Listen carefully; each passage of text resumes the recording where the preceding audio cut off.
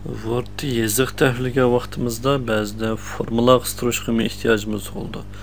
Bulubmu dərs tayyorlaganda, imtahan sualı çıxarğan vaxtda yoki ilmiy maqolalarni yazgan vaxtida formula qıstırış ihtiyacımız ko'proq bo'ldi. Endi Wordda formula qıstırış uchun tayyor iqtidor ta'minlangan.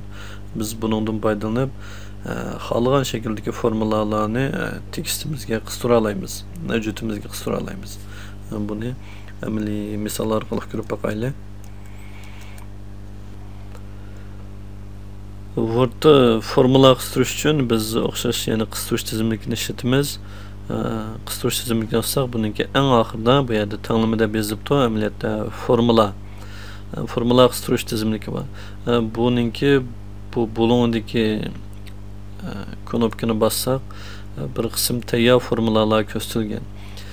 Biz yozgan formulaga o'xshaydigan formulalar bo'lsa, bu yerdan bevosita tanlab o'zgartib ishlasak bo'ladi. Yoki bo'lmasa biz bu tanlama, ya'ni formula knopkasini bevosita bassak, bu yerga formula yozadigan bir ramka paydo bo'ldi. Endi biz bu yerga xohlagan shakldagi formulalarni yozsak bo'ldi. Masalan, kesir formulası. Yani biz 2'den 3 deb yazmoqchi olsak, bunu tanladık. Bunun astıga 2 üstüge 3. Yani bir addi kesir yazdık. Elbette bununki biz başka mazmunlarni davamlı qetib işletelaymiz. Yani aldığa bir latincha harf yazaylik. A ko'paytirilgan 2'den 3 olsun.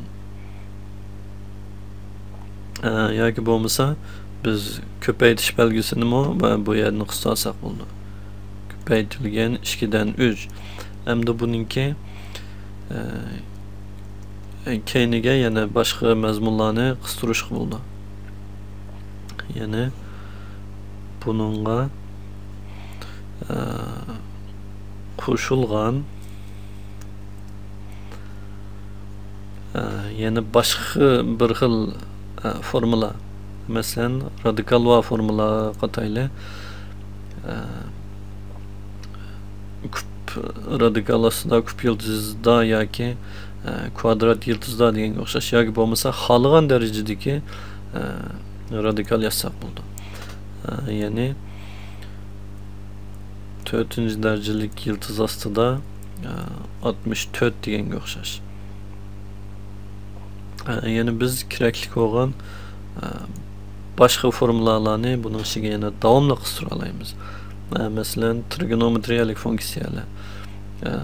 Buningdan sinus 2 deganga o'xshash.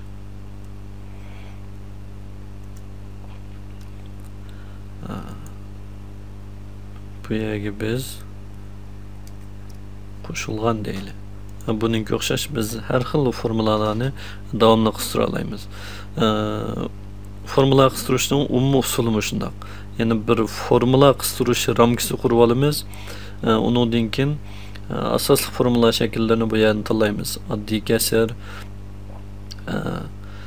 yoki radikal yoki integral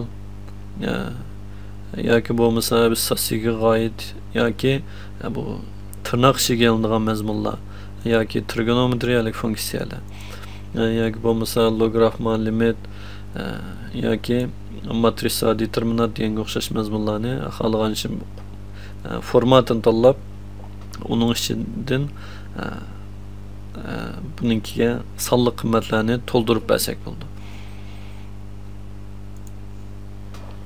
Yani formula qistirish mush xil usulda bo'ldi. Yani alayda belgilarni qistirishga to'g'ri kelsa, yani formulalarni ishlatgan bu yerda bir qism knopka taqsimdan bevosita chiqmaydigan belgilar ta'minlangan.